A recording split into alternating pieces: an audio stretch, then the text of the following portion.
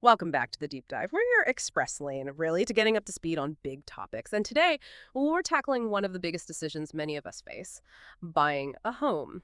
Specifically, we're zooming in on Central Florida, Orlando, actually. It's such a dynamic market right now. Our mission here is simple. Cut through all the noise. We want to really unpack the key differences between buying a brand new construction home versus, a resale home. The goal is to give you the insights you need quickly so you can figure out which path lines up best with your priorities. We're talking cost, timeline, the kind of lifestyle you're after. And we're basing this on insights from a real expert, someone with over 20 years navigating this exact market. So, solid stuff.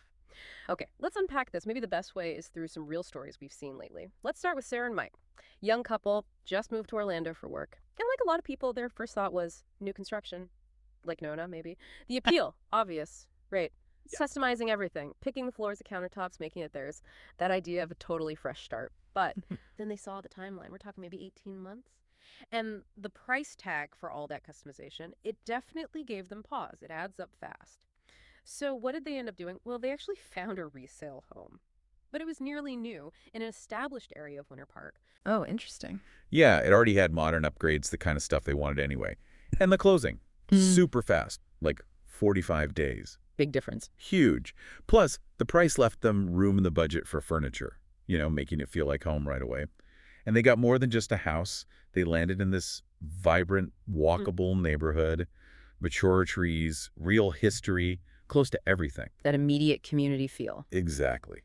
Then there's another story, the Carter family. Moved down from up north, escaping the cold winters. They fell for a resale home. This one in College Park had that kind of quirky 1950s charm. Right, lots of character in those areas. Totally. And a big backyard, which was great for the kids. Now, it definitely needed some TLC, some updates. Usually does. But the lower price point, plus being in that established community near good schools, local shops, that real neighborhood vibe that won out for them over a shiny new build. What's fascinating here, listening to those stories, is how they really highlight a core truth. Especially in a market like Orlando's, there's just no single right answer. Yeah. It's not just about the bricks and mortar. Right. Choosing new versus resale, it's so doubly personal. Yeah. It's tied to your finances, sure, but also how fast you need to be in a place and what kind of day-to-day life you actually want is finding where those things intersect for you. Okay, so building on that, one of the really interesting things popping up now, especially in 2025, is this opportunity with new construction homes that, well, fall through. Yeah, we're seeing that more. Like the original buyer can't close for some reason, and suddenly this nearly finished house is back on the market.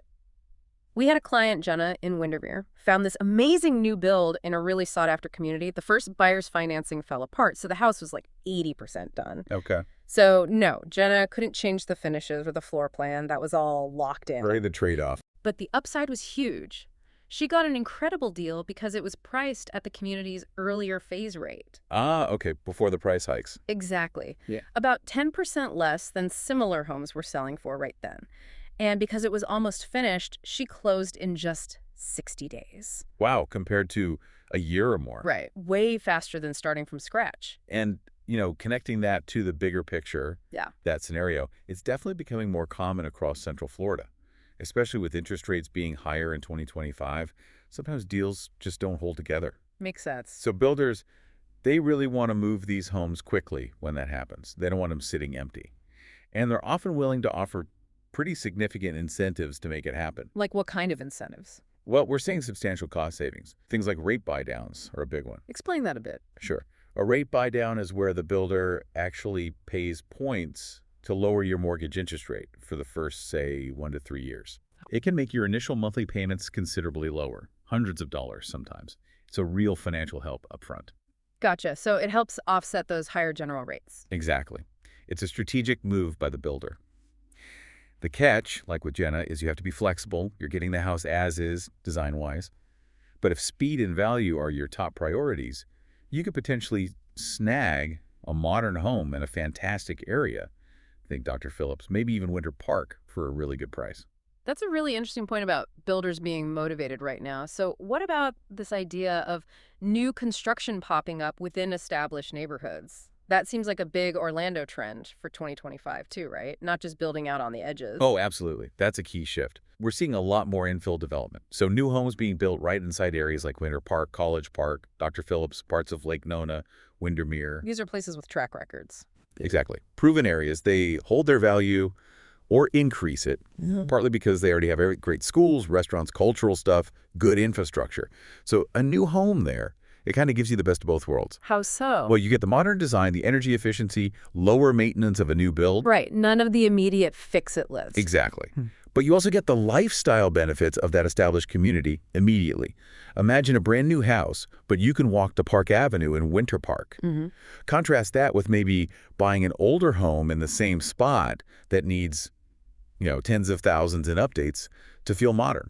So from a long-term investment view, a new home in one of these proven prime spots can often be a really smart move, potentially better appreciation. That makes a lot of sense for the long haul.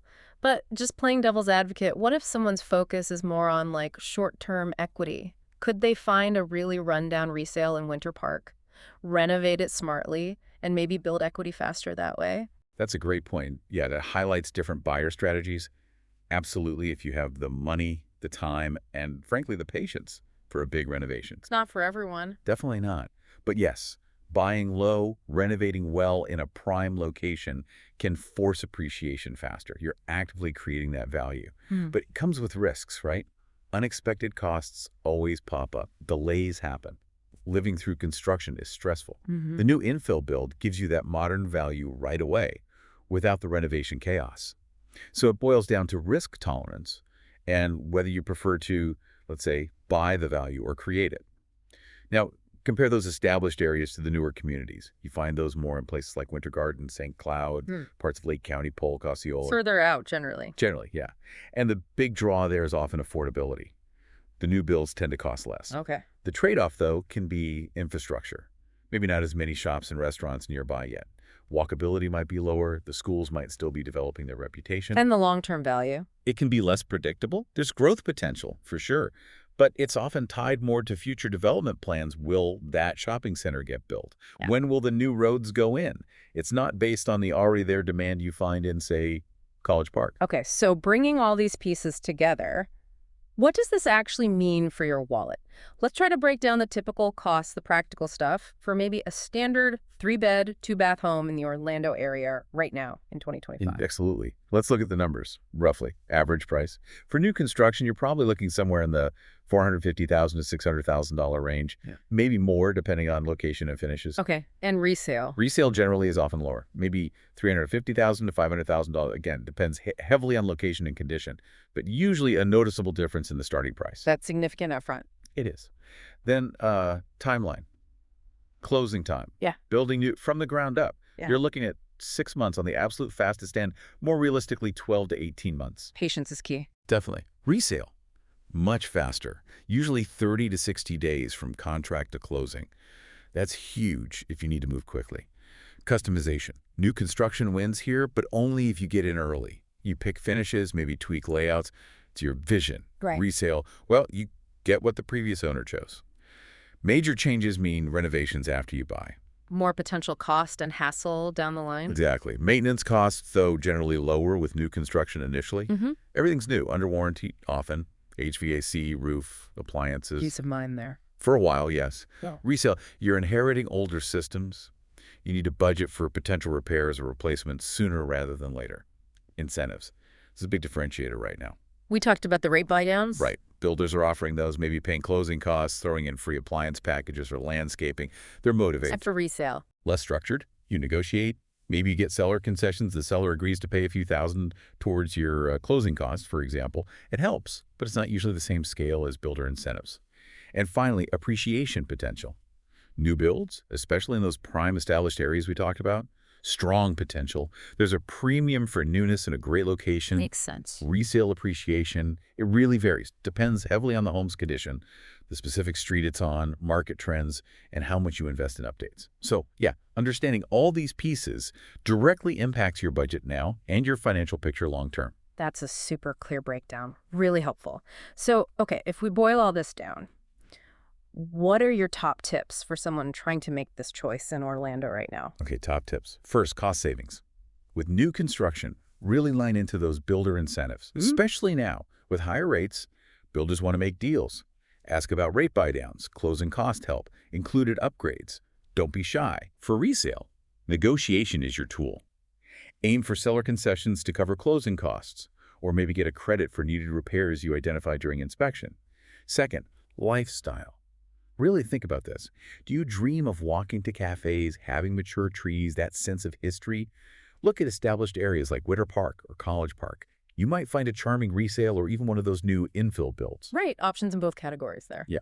If you prefer maybe a quieter, more suburban vibe, newer communities in places like St. Cloud or Winter Garden could work. But, and this is key, do your homework on future development plans. Make sure the planned growth matches what you want long term. You don't want unexpected surprises later.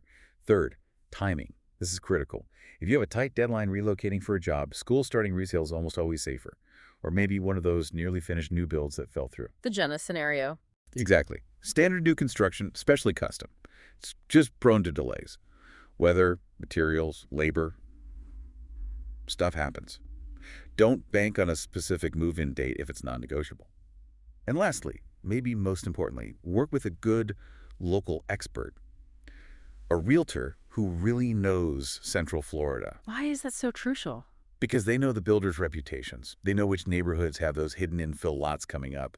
They can spot when a new construction is listed at an old phase price or identify an undervalued resale in an area about to take off. They have the inside track. They really do. They're your guide, finding opportunities you'd likely miss just searching online. That's all incredibly practical advice. It really highlights why new construction is such a big part of the conversation in Orlando right now, even with higher interest rates. It absolutely is. The builder incentives are a huge driver. But the market's still complex. Oh, definitely.